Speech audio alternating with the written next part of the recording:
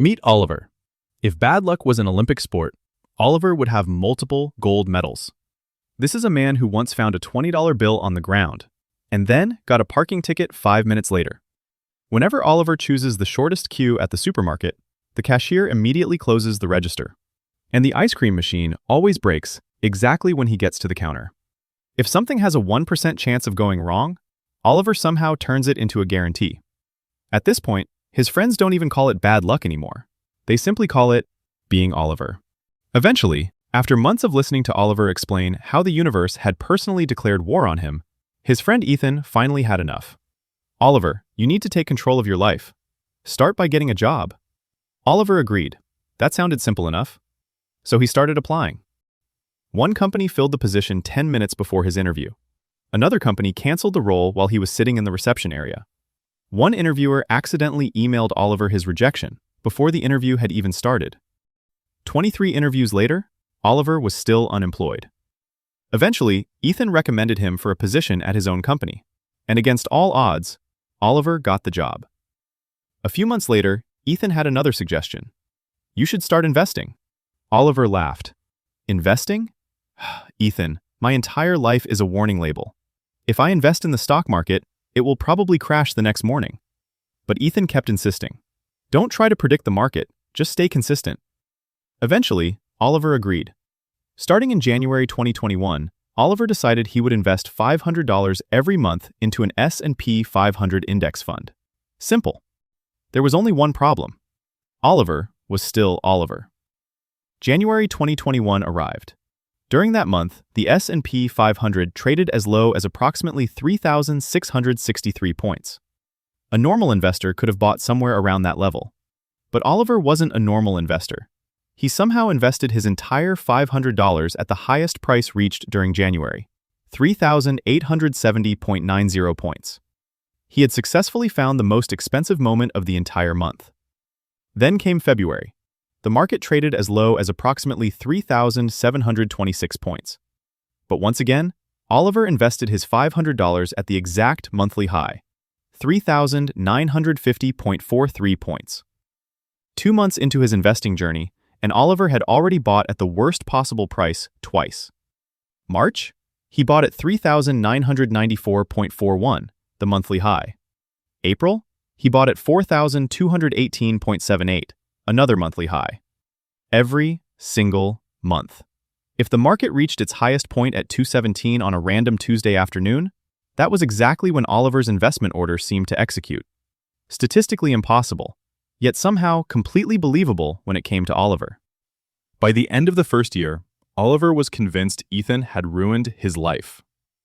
Every month, his investment app would notify him, "Purchase complete." And a few days later, the market would fall. Again, and again, and again. By now, his friends had started joking about it. Whenever Oliver bought the market, everyone else prepared for a correction. Some investors watch inflation data. Others watch interest rates. Oliver's friends just watched Oliver. But Ethan kept reminding him, "Don't stop." So Oliver continued investing $500 every month. He didn't skip the expensive months. He didn't wait for a crash. And because this was Oliver, he continued buying at the highest price reached every single month. After 2 full years, Oliver had invested $12,000, but his portfolio was worth only $10,673.05. He was down $1,326.95, a negative return of 11.06%. Oliver stared at Ethan. "See? I told you this would happen." Considering Oliver's history, the result felt almost predictable.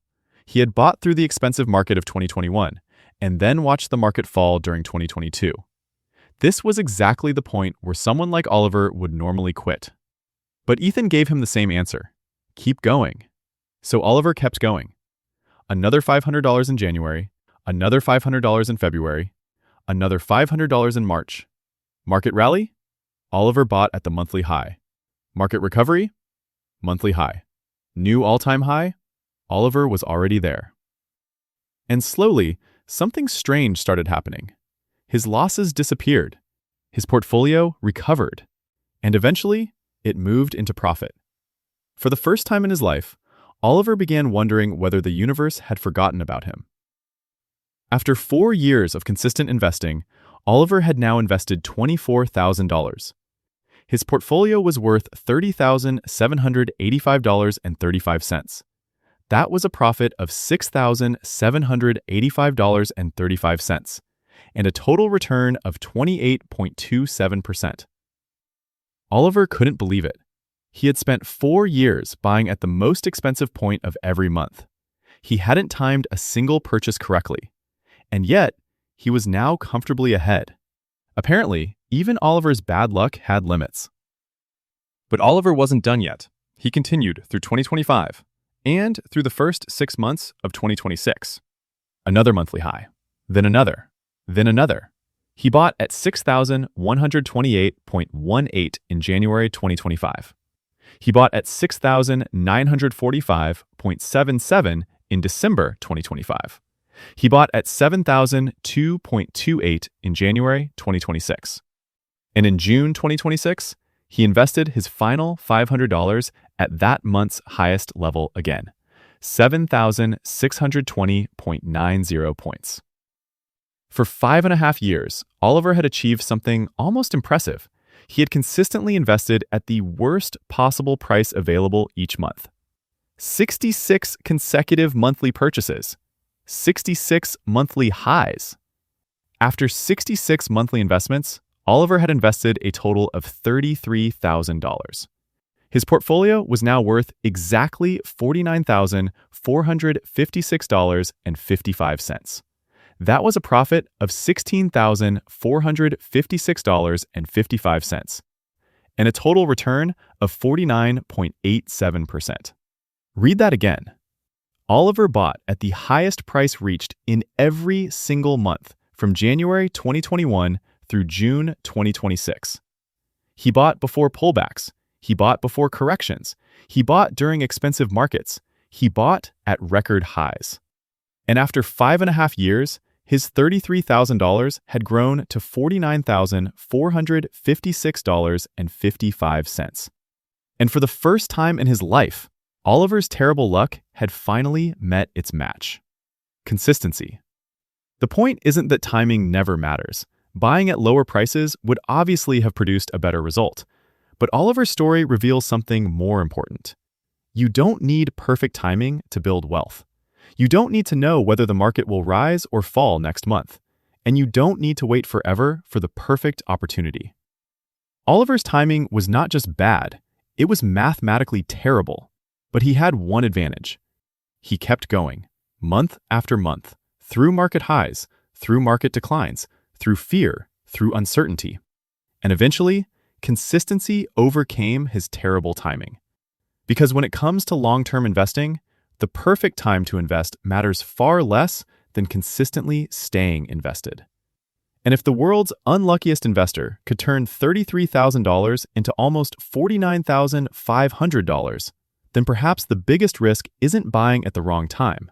Perhaps the biggest risk is never starting at all. Subscribe to Logical Money for more simple money lessons.